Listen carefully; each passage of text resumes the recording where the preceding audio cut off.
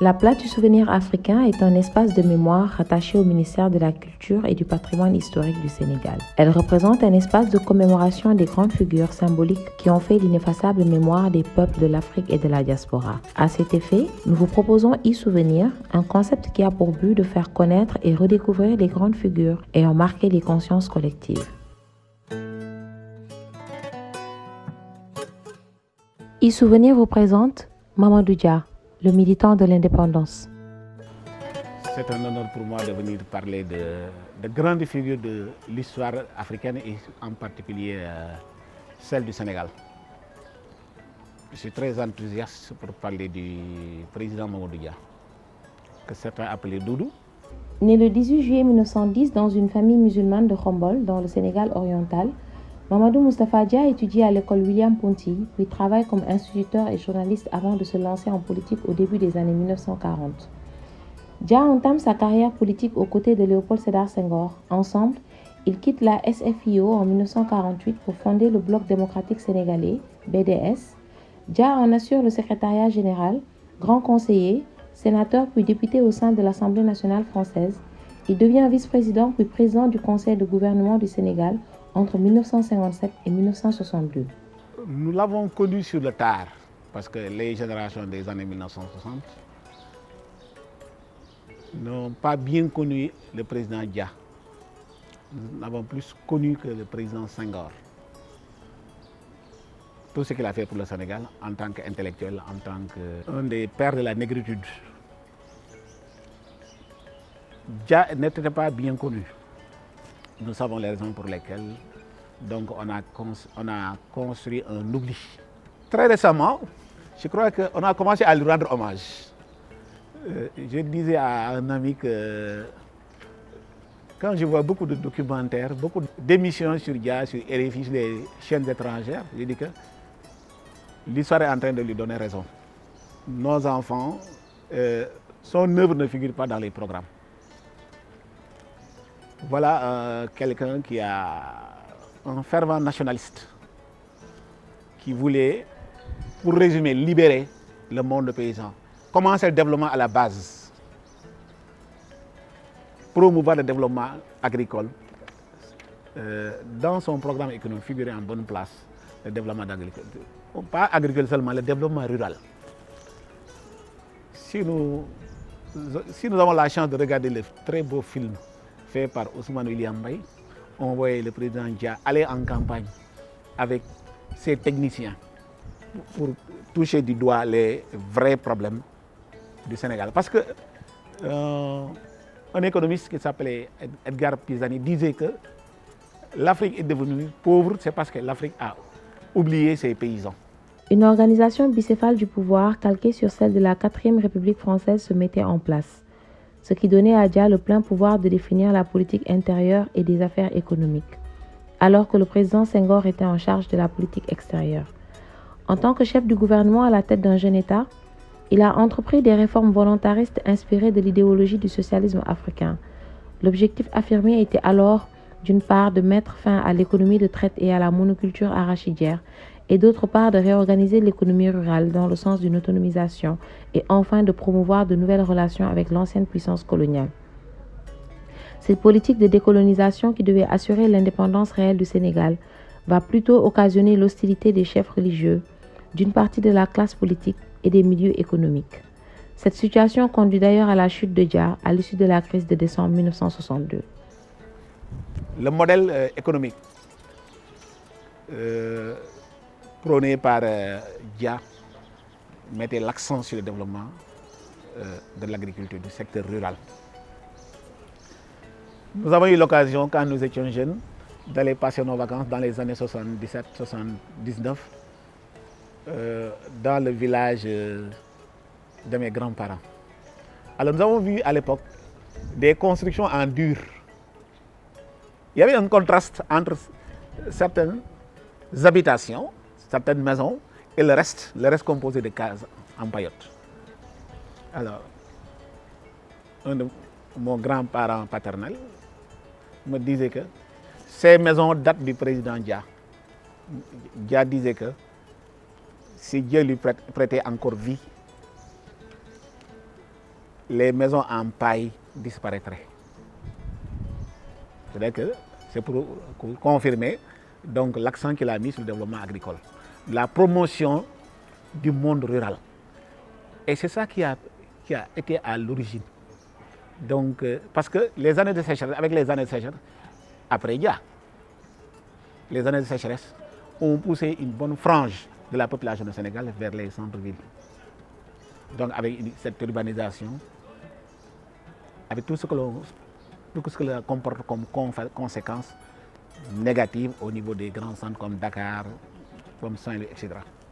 Donc, Dia, c'était le nationaliste. Je vais raconter des anecdotes, des choses qu'on va raconter comme ça, que je n'ai pas vécues.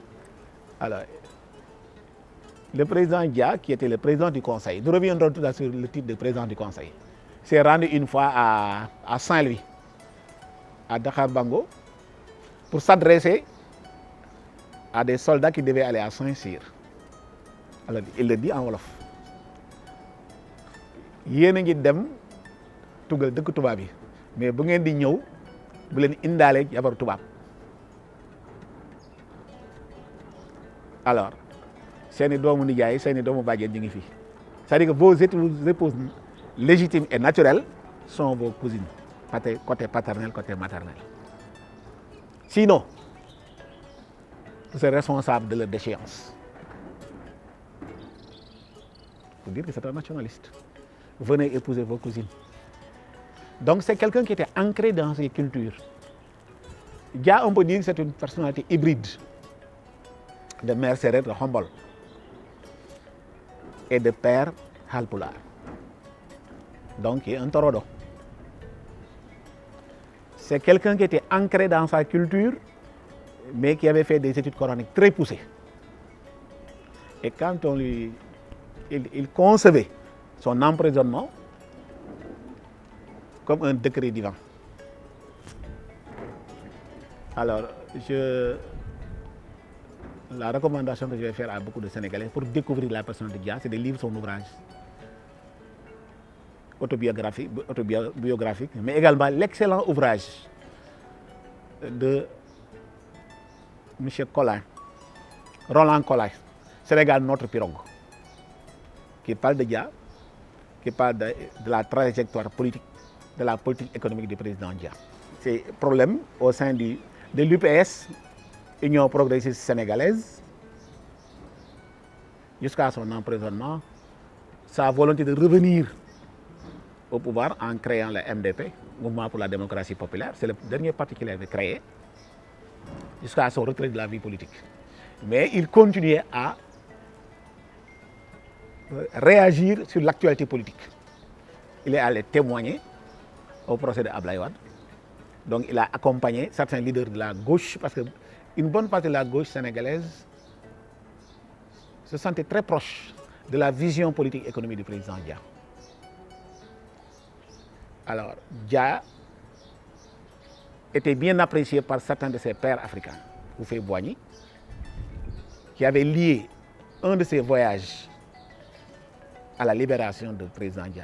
Semble-t-il, selon Roland Collin, c'est ça qui aurait poussé le président Senghor à libérer Dia, qui était malade, qui avait presque perdu la vue.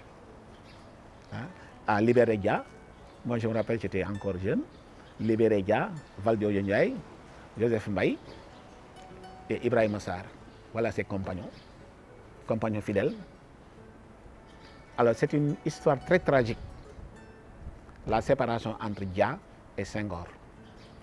Dia était membre fondateur du BDS, Bloc démocratique sénégalais. Le Bloc démocratique sénégalais est issu des flancs de la SFIO, de Lamine Gueye. En 1948, ça a été créé. Alors, rendons hommage à ceux qui l'ont créé. Parce que Senghor est présenté comme le fondateur.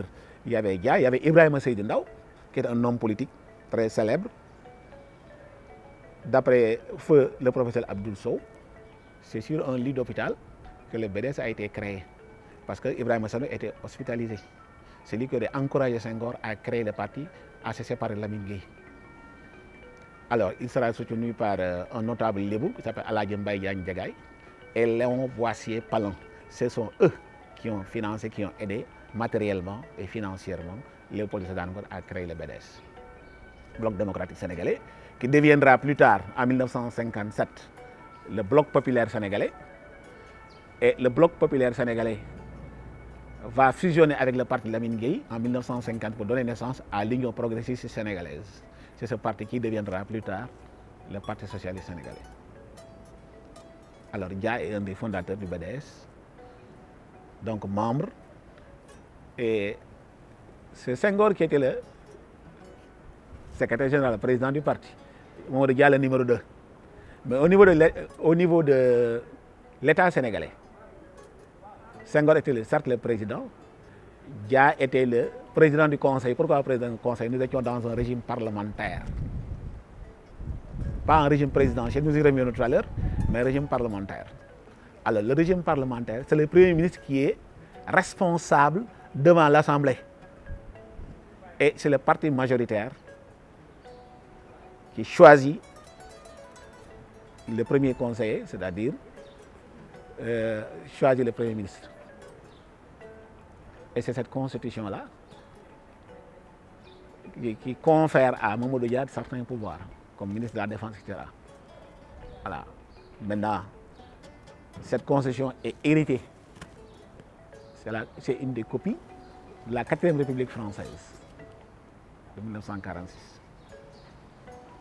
Alors, il y a une amitié qui va se briser entre Dia et Senghor.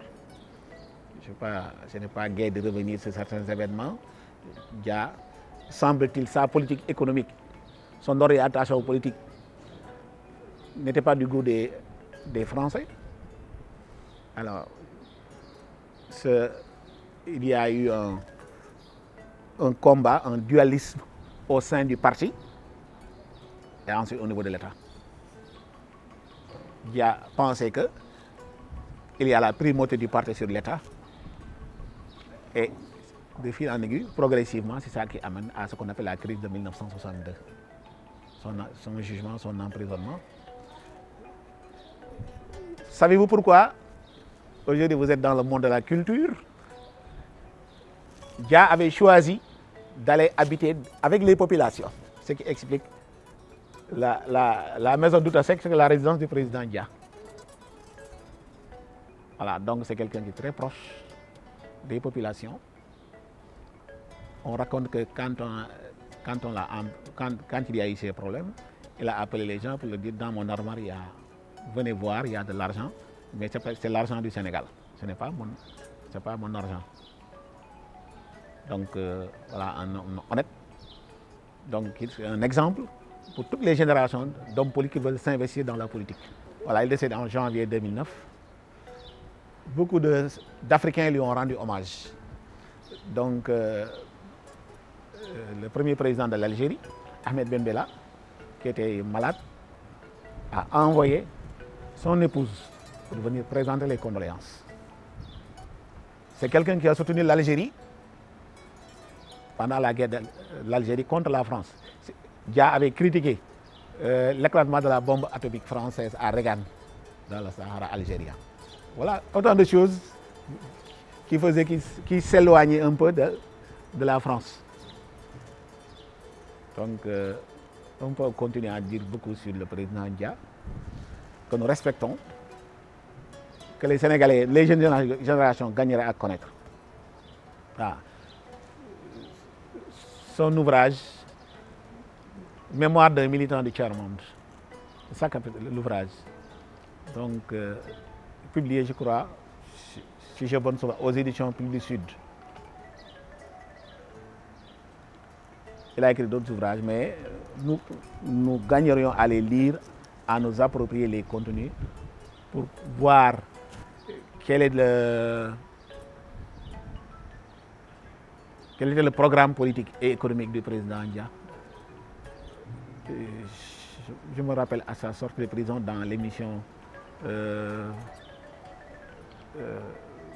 dans une émission sur RFI, il disait que j'ai pardonné à Senghor.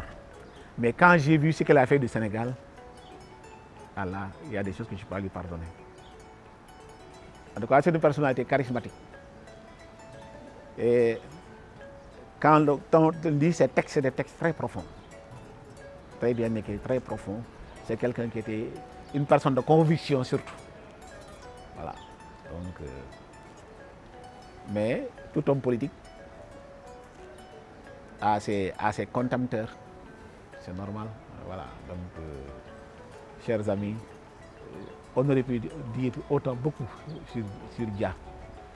En tout cas, même ses adversaires, il le dit lui-même, même ses adversaires lui vouaient un très grand respect. Mamadou Dia, accusé d'avoir tenté un coup d'État, fut jugé et condamné en 1963 à une peine de prison à perpétuité subie dans des conditions difficiles. Après 12 ans de captivité, la liberté lui fut rendue. D'une grande intégrité, il pardonna et se réconcilia avec son ancien ami. Il faudrait rappeler également que Mamadou Dia a publié de nombreux ouvrages portant sur l'économie, la politique et l'islamologie ainsi que des mémoires.